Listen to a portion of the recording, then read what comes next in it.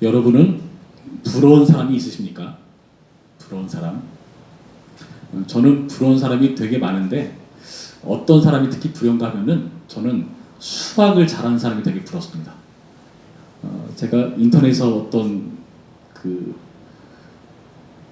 조사하는 걸 한 적이 있는데 거기서 내 머리가 문과 쪽 머리인가 이과 쪽 머리인가를 이렇게 테스트하는 게 있어요.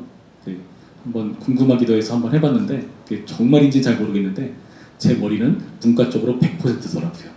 그러니까 저는 숫자에 굉장히 약합니다. 공이 몇 개 들어간지 잘 보이지도 않고 숫자가 막 왔다 갔다 하면 정신이 없고 너무나 힘듭니다. 다행히 숫자를 잘 하는 아내를 만나가지고 저의 부족함이 그래도 채워지고 있습니다. 여러분, 보통 우리는 어떤 사람을 부러워합니까? 내가 갖지 못한 부분을 가지고 있는 사람이 부럽죠. 경제적으로 어려움을 겪는 사람은 경제적으로 여유가 있는 사람이 부러울 겁니다. 외모에 자신감이 없는 사람들은 멋진 외모를 가진 사람이 부러울 겁니다. 자녀가 속썩이고 말을 안 듣고 맨날 사고만 치는 그런 사람들이라면은 효자 자녀를 둔 부모, 자식이 잘 나가는 그런 부모, 그 자녀를 둔 부모가 부러울 것입니다. 여러모로 우리는 우리가 갖지 못한 것, 나의 결핍한 부분에서 여유를 누리는 사람, 그런 쪽에 부족함이 없는 사람을 부러워하는 법이죠. 이런 식으로 따져본다면 오늘 우리가 읽은 본문에서는 정말 부러운 사람이 한 사람 등장합니다. 이 사람은 자신을 어떤 식으로 보여주고 있는가? 1절부터의 말씀 보실까요? 여호와는 나의 목자시니 내가 부족함이 없으리로다. 그가 나를 푸른 풀밭에 누이시며 쉴 만한 물가로 인도하시는도다. 이 사람은 여호와의 인도를 받는 사람인데요. 그 여호와께서 자신을 어디로 인도한다고요? 푸른 풀밭에 두이신다. 쉴 만한 물가로 인도하신다. 푸른 풀밭이라고 하면 지금 목자 비유를 하고 있는 거기 때문에 먹거리거든요. 그리고 쉴 만한 물가는 몸의 평안과 휴식을 누리는 것이지만은 마실 것이잖아요. 먹고 마시는 것에서 뭔가 여유를 누리고 다시 말해서 육체적으로 부족함이 없는 그런 길로 인도받고 있다는 거죠. 육적으로 궁핍받고 부족함이 없어 보이는 사람. 근데 이 사람은 육체적으로만 이렇게 부족함이 없는 게 아닙니다. 3절 말씀 보시죠. 내 영혼을 소생시키시고 자기 이름을 위하여 의의 길로 인도하시는도다. 이 사람은 영혼도 회복되고 살아난 사람입니다. 육체적으로나 영혼으로나 모든 것이 부족함이 없는 온전한 사람의 모습. 너무나 부러운 모습이죠. 여러분, 그래서 이 사람은 자신은 부족함이 없다라고 말하면서 하나님 믿는 게 이렇게 좋은 거고 나는 하나님 믿기 때문에 많은 부분에 있어서 궁핍함이 없고 넉넉하고 완벽하다 이렇게 자랑하는 것처럼 들립니다. 근데 여러분, 사실 이런 부분을 보면은 우리는 좀 반대되는 생각을 하게 되죠. 정말 예수님 믿으면 부족함이 없는가? 정말 하나님 믿으면 부족함이 없는가? 여러분 어떻게 생각하십니까? 저는 초등부 시절에 공과 공부 시간 때 선생님이 이런 질문을 하셨어요. 우리 반 아이들에게 야 너희들은 죽어도 천국에 갈 자신이 있느냐? 이런 질문을 하셨어요. 뭐 구원의 확신을 묻는 질문이죠. 그랬더니 어떤 여학생이 이렇게 대답합니다. 선생님, 저는 빨리 죽고 싶어요. 빨리 천국 가고 싶거든요. 저는 그 말을 듣고 깜짝 놀랐습니다. 야, 정말 대단한 믿음이다. 와, 어떻게 저런 믿음을 가질 수 있지? 다른 아이들은 정말 천국 갈 수 있는가 긴가민가 하고 잘 모르는 상황인데 그 아이는 너무나 확신 있게 그렇게 대답을 하더라고요. 저는 그 친구가 되게 부러웠는데 그런데 나중에 좀 시간이 지나면서 곰곰이 생각해 보니까 걔가 정말 알고 말한 것인가에 대해서는 의문이긴 합니다. 과연 그 친구는 제대로 알고 말한 걸까? 그 어린 나이에 과연 죽음의 공포가 뭔지를 알까 하는 의문을 버릴 수가 없더라고요. 여러분, 사실 우리는 하나님 믿고 신앙생활을 하지만 부족함을 느낄 때가 너무나 많습니다. 그래서 기도거리가 늘 쌓여가만 가죠. 하나님, 부족한 게 많습니다. 더해주세요, 채워주세요 기도할 때가 많지 않습니까? 더 아닌 것은 오늘 본문을 보시면 아까 제가 소개해드린 그 초등학생, 빨리 죽고 싶다는 그 초등학생처럼 지금 이 시인도 어느 정도까지 말을 하고 있는가. 4절 말씀에 이렇게 말합니다. 내가 사망의 음침한 골짜기로 다닐지라도 해를 두려워하지 않는다. 사망의 음침한 골짜기를 다니는데 해당할 것을 두려워하지 않는데요. 정말 죽음의 공포를 모르는 강의 배박으로 튀어나온 담력을 가진 사람인가? 여러분, 정말 아무것도 모르고 하는 순진한 고백일까요?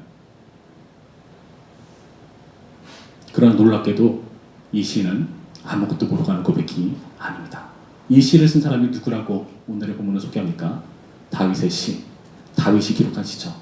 여러분, 다윗은요, 죽을 고비를 정말 수차례 겪었던 사람이고, 다윗의 원수는요, 그냥 보통 강한 정도가 아니라 대단한 사람들을 마주대하죠. 사울, 그리고 블레셋의 여러 왕들, 심지어 강력해 보이는 자신의 아들, 그 모든 원수의 공포를 다 통과하고 이겨낸 사람이지 않습니까? 순진한 고백이 아니라는 거죠. 지금 이 다윗은요, 자신의 경험에 근거한 고백을 하고 있다는 자체를 여러분 주목해 보셔야 합니다. 사막의 음침한 골짜기를 다닐지라도 난 해를 두려워하지 않는다. 이 고백이 어떻게 나올 수 있었습니까? 이 다윗은요, 이와 비슷한 경험들을 많이 했거든요. 계속해서 보실까요? 4절 말씀에 보로 되어 있죠. 내가 사망의 음침한 골짜기를 다닐지라도 해를 두려워하지 않을 것은 주께서 나와 함께 하시니라. 주의 지팡이와 막대기가 나를 안위하시나이다. 하나님께서 나를 인도하시고 보호하시는 분, 안위라는 것을 위로를 말합니다. 나를 위로하시는 분으로 소개하고 있죠. 이렇게 믿음의 고백을 하고 있어요. 근데 그렇게 믿음의 고백을 할 수 있는 이유가 5절에 나오는데요. 5절 보실까요? 주께서 내 원수의 목전에서 내게 상을 차려주시고 기름을 내 머리에 부으셨으니 내 잔이 넘치나이다. 원수의 목전이 있는데요. 원수의 목전이라니까 자기를 째려보는 존재라는 거죠. 노려보는 존재가 있는 겁니다. 그 눈빛을 의식하면서 무엇 합니까? 주님께서 차려주시는 멋진 밥상을 제공받는 겁니다. 그 상을 누리고 공급받고 기름 부음을 받고 풍성이 넘칠 정도의 은혜를 누리는 모습. 다윗은 결국 기름 부음 받은 왕으로서 이스라엘 왕으로 등극하는 승리의 과정을 우리는 그동안 금요기도의 사무엘서 강의를 통해서 함께 확인해 보았죠. 여러분, 이러한 과정을 통해서 다윗은요, 경험한 겁니다. 위기를 경험한 거예요. 그 위기 속에서 하나님의 역사를 발견한 겁니다. 그래서 다윗에게 있어서는 이 위기는 뭡니까? 하나님을 경험하고 체험하는 기회. 하나님을 경험하는 기회가 되었습니다. 위기 때 하나님을 경험하는 겁니다. 한번 우리를 한번 곰곰이 뒤돌아보면은 우리가 언제 가장 뜨겁게 기도를 합니까? 저는 저의 모습을 돌아보니까 기도가 좀 식거나 시들시들할 때가 언제인가? 별 큰 문제가 없어 보일 때 그렇습니다. 별 큰 문제가 없을 때 이상하게 기도는 그냥 해도 그만 안 해도 그만인 것처럼 기도해요. 그런데요, 당장 급한 상황이 있을 때, 당장 위기가 닥쳤을 때, 그럴 때 기도가 간절히 나오더라고요. 내가 기도할 거리가 별로 없다? 그거는 내가 위기상에 닥치지 않고 모험에 처하지 않아가지고 그런 상황일지도 모릅니다. 그러나 하나님께서는 우리에게, 그런 우리에게 위기를 통해서 하나님을 만나는 기회를 주시는 분이십니다. 여러분 혹시 위기 가운데 있습니까? 기대하시기 바랍니다. 하나님 만날 기회입니다. 그래서 이런 과정 속에서 다윗은요, 이 모든 것을 종합해서 멋있는 확신의 고백을 하고 있죠. 우리 6절 말씀 한 목소리로 읽습니다. 시작. 내 평생의 선하심과 인자하심이 반드시 나를 따르리니 내가 여호와의 집에 영원히 살리로다. 아멘. 선하심이라는 말은 그 창세기에서 하나님께서 천지를 창조하시면서 하루에 한 번씩 꼭 반복해서 하신 말씀이 있었죠. 보시기에 좋았더라. 하나님의 창조 과정 속에서 늘 하나님께서 반복하셨던 말씀입니다. 보시기에 좋았더라. 보시기에 좋았더라. 그 보시기에 좋았더라가 선하다는 뜻입니다. 제 아들 선민이도 그 보시기에 저었더라의 그 선자예요. 저는 그 말씀 너무 좋아해서 그렇게 썼는데 그 보시기에 좋은 상태 그리고 인자하심. 인자하심 뭐죠? 하나님께서 우리를 사랑하시는 건데요.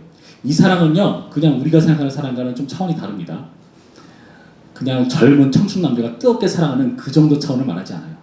그들은 호감이 생기고 마음이 동하니까 그런 사랑을 하는 건데 하나님의 사랑은 그렇지 않습니다. 그것을 뛰어넘습니다. 결혼식 때 하는 서열과 같은 그런 사랑을 하겠다고 하시는 거예요. 하나님께서 우리와 약속하신 겁니다. 나는 너의 하나님, 너는 나의 백성. 이렇게 약속을 하시면서 내가 너희를 사랑하기로 결정한다. 여러분 사실요 우리가 우리를 봐도 사랑스럽지 못한 구석이 얼마나 많습니까? 우리가 우리 주변 사람들에게 실망하고 실격할 때가 있지 않습니까? 하나님은 어떠실까요? 우리가 늘 사랑스러워 보실까요? 저는 의문입니다. 제가 제 모습을 봤을 때 사랑스럽지 못해 보일 때가 훨씬 많다고 생각하거든요. 그런데 하나님께서 그런 우리에게 사랑하기로 결정하시고 약속하신 거예요. 그러니까 이 사랑은요 그치지 않습니다. 여러분 이거 되게 황홀한 겁니다. 여러분 기억이 가물가물하시거나 그런 경험이 그냥 없이 있는 경우도 있을 텐데 만약에 지금의 남편이 예전에 나한테 프로포즈할 때를 한번 생각해 보시기 바랍니다. 어떻게 해야 믿음이 갑니까? 내가 이 사람에게 나의 인생을 맡길 수 있겠는가? 한 가정을 이룰 수 있겠는가? 어떨 때 믿음이 가던가요? 나 널 위해 죽을 수도 있어. 거의 그 정도 각오가 있어야 마음이 열리지 않던가요? 하나님께서 그러시는 거예요. 나 널 위해서 이 정도까지 약속할 수 있어. 여러분 막 괜히 아내에게는 남편에게 죽게 하듯하라 하니까 그 말씀 되게 실족하시고 상처 입으시는 분 많은데 사실 남편 쪽이 더 심합니다. 남편에게는 그리스도께서 교회를 사랑하신 것처럼 아내를 사랑하라. 무슨 뜻이죠? 아내를 위해서 죽어라예요. 더 심한 겁니다. 여러분 그 정도까지 하나님께서 우리를 사랑하시는 게 인자하시는 거예요. 더 놀라운 건 뭐죠? 이 선하심과 인자하심이 어떻다고요? 내 평생에 반드시 나를 따르리니 반드시 나를 따른다. 따른다는 것은 여기서 적들이 나를 추격해오는 것처럼 따라오는 것을 이렇게 따른다고 말하는 겁니다. 누군가 나를 막 뒤쫓아와요. 무섭죠? 막 도망칩니다. 뒤돌아봤더니 하나님의 선하심과 인자심이에요. 그 선하심과 인자심이 무섭게 우리를 뒤쫓아오는 겁니다. 여러분 이러한 고백이 터져나오는 이런 다윗의 시를 여러분 우리의 시로 받기를 축원합니다. 여러분 어째서 다윗은요 이러한 경험이 가능할 수가 있었을까요? 하나님의 선하심과 인자심이 평생토록 반드시 나를 따른다라고 확신을 가지고 말하실 정도로 이런 경험을 할 수도 있었던 이유는 무엇입니까? 그것은요 우리에게 달려있지 않죠. 사람에게 달려있는 게 아닙니다. 3절 말씀 보시면 이런 말씀이 있습니다. 내 영으로 소행시키시고 자기 이름을 위하여 의의 길로 인도하시는도다. 자기 이름을 위하여. 아이고 쟤는 좀 이쁘니까 더 잘 돼줘야지. 아이고 쟤는 좀 부족해 보니까 내가 더 챙겨줘야겠어. 아니요. 사람의 어떠함과 전혀 상관없이 하나님께서 자기 이름을 위하여 이런 놀라운 은혜를 베푸시다는 겁니다. 출애굽기에서 모세가 그러했죠. 하나님께서 이스라엘 백성들에게 실망하십니다. 우상을 세우고 그 우상을 섬기는 모습에 너무나 화가 나셔서 모세에게 말하죠. 야, 쟤네 다 없애버리고 내가 너로 다시 시작할게. 모세의 말은 간단합니다. 하나님, 그러면은 주님께서 저들을 이끌고 이 광야길로 들어오셨는데 다른 이방민족들이 하나님을 어떤 하나님이라고 알겠습니까? 하나님 명의를 생각하셔야죠. 하나님께서는 그 모세의 말을 기쁘게 받으십니다. 그리고 그 백성을 포기하지 않습니다. 여러분 그런데요. 자기 이름을 위하여 그 이름은 무엇입니까? 오늘 본문에서 이 하나님의 이름은 무엇이라고 소개됩니까? 1절 말씀이죠. 여호와는 나의 목자시니. 여호와. 이 여호와는요. 아까 말씀드렸듯이 그 약속을 신실하게 지키시는 하나님의 의지를 드러내는 부분에서 늘 등장하는 이름입니다. 목자로서 충성스럽게 우리를 섬기시는 하나님. 우리의 어떠함이 아니라 하나님의 어떠함으로 하나님의 명예를 거시고 우리 가운데 목자로서 자신의 일들을 이루시겠다고 확신하시는 하나님의 이 음성을 여러분 우리의 하나님의 말씀으로 받아야 한다는 것입니다. 여러분, 이러한 선한 목자이신 하나님께서 우리 가운데 어디까지 사랑하신지를 보여주셨습니까? 요한복음 10장 11절 말씀 보시면 예수님께서 이런 말씀을 하십니다. 나는 선한 목자라.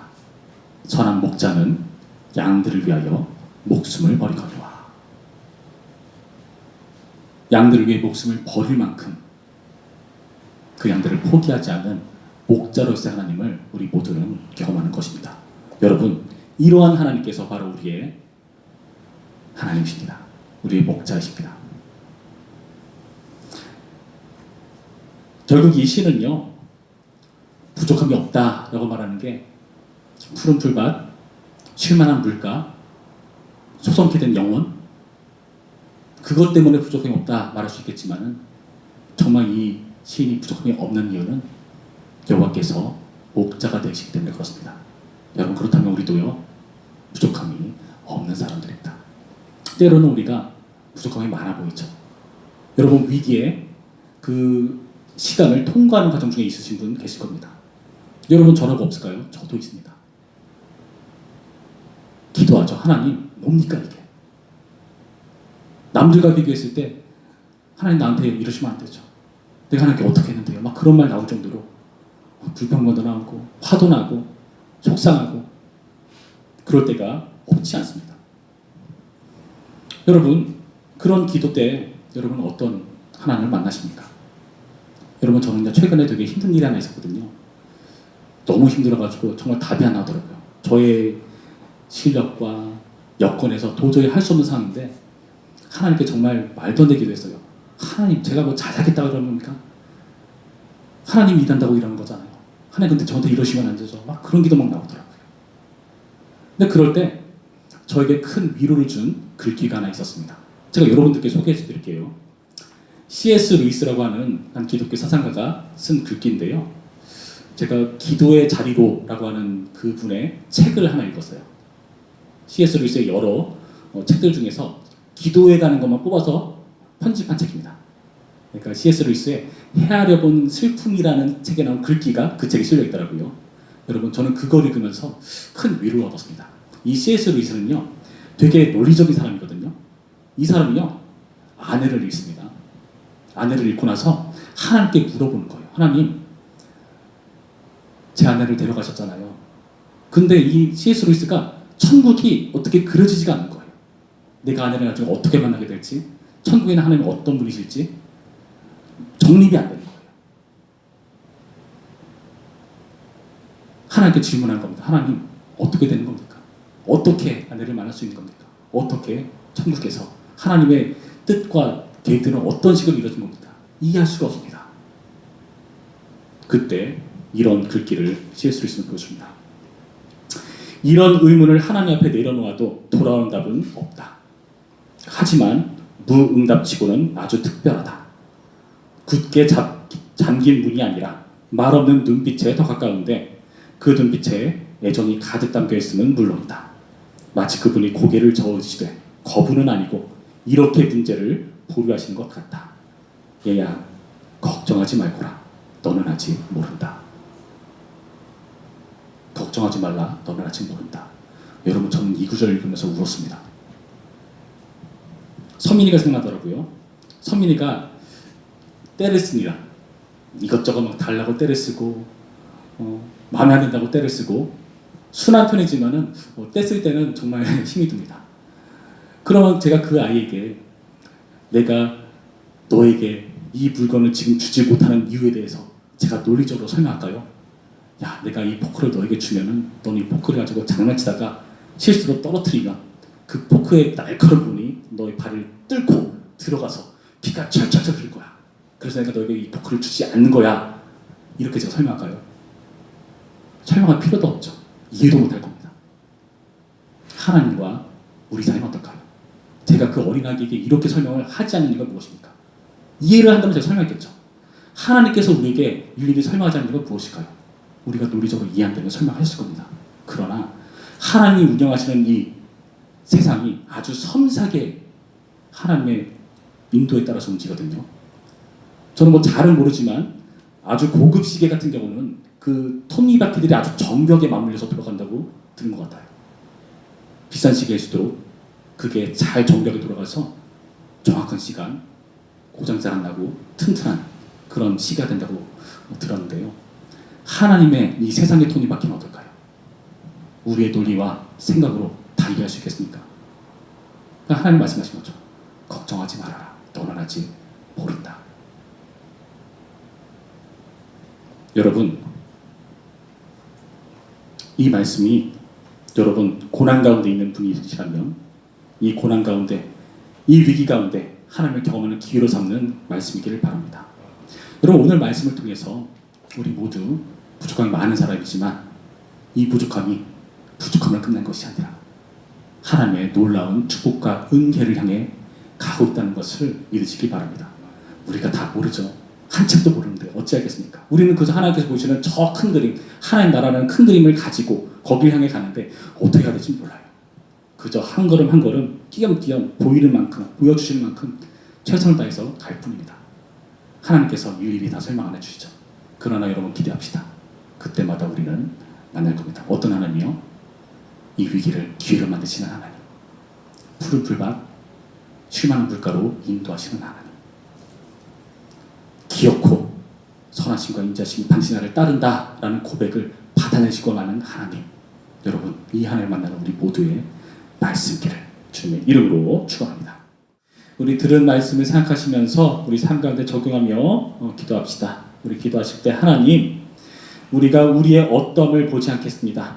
우리는 오직 자기의 이름을 위해서 일하시는 여호와 하나님, 자신의 명예를 위해서 우리에 대한 사랑을 저버리지 아니하시고 반드시 우리의 인생 가운데 선하심과 인자하심을 불어넣으시고 이끌어 가시는 그 목자하신 하나님을 바라봅니다.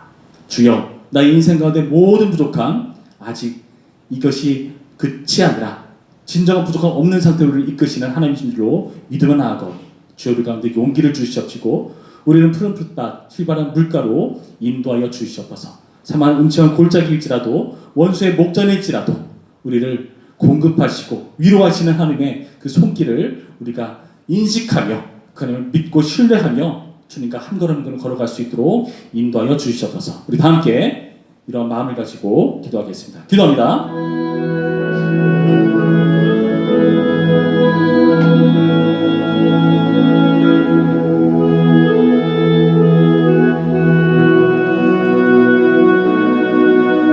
참 좋으신 하나님, 그렇습니다. 주님, 우리의 위기가 위기로 그치지 않습니다. 우리의 부족함이 부족함으로 그치는 것이 아닙니다.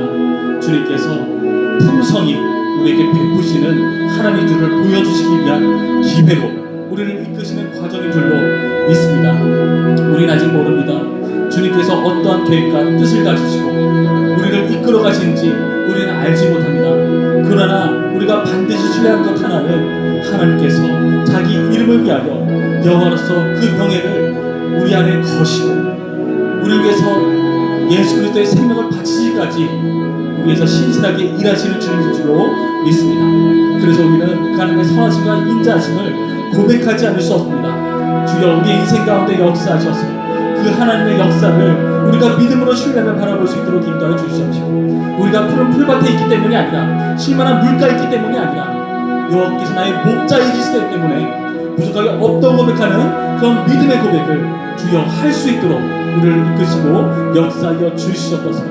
하나님, 이 위기의 시기에 더욱더 하나님의 응답을 바라봅니다. 주여, 우리에게 주님의 믿음의 분량만큼 우리를 이끌어 주시옵시고 우리의 삶 가운데 함께하여 주시옵소서. 우리의 인생 가운데 역사하시는, 위기 가운데 역사하시는 하나님의 손길을 반드시 체험할 수 있도록 인도하여 주시옵시고 그 체험 끝에 이제는 순진한 고백이 아니라 경험에 근거한 믿음의 고백을 할 수 있는 신자로 설 수 있도록 도와주시옵소서. 우리가 이러한 신자로서 고백을 할 수 있는 그런 고백이 가능할 수 있는 이유는 오직 하나님의 놀라우신 역사를 체험하는 존재이기 때문인 줄로 믿습니다. 주여, 우리 가운데 역사하여 주시옵시고 하나님의 일하심을 볼 수 있도록 인도하여 주시옵시고 하나님의 역사를 확인하며 기뻐하며 확신하며 승리할 수 있도록 붙드시고 인도하여 주시옵소서. 참 좋으신 하나님, 은혜를 감사드립니다. 우리의 인생 가운데 놀라운 일들을 계획하시고 실행하시는 하나님 줄로 믿습니다. 우리는 아직 볼 수 없지만, 우리는 아직 모르지만 걱정하지 않겠습니다. 주님 주시는 위로와 평안을 누리겠습니다. 믿음으로 취하게 하여 주시옵시고 우리에게 이끄실 푸른 풀밭과 쉴만한 물과 영혼의 소생, 이 모든 것들을 주님의 이름을 믿기 때문에, 여호로서의 하나님의 역사를 믿기 때문에, 목자로서 생명을 바치시는 하나님의 각오를 우리가 알기 때문에 견디며 이겨나가겠습니다. 우리에게 더욱더 힘과 믿음을 더하여 주시옵소서. 예수님의 이름으로 기도했습니다. 아멘.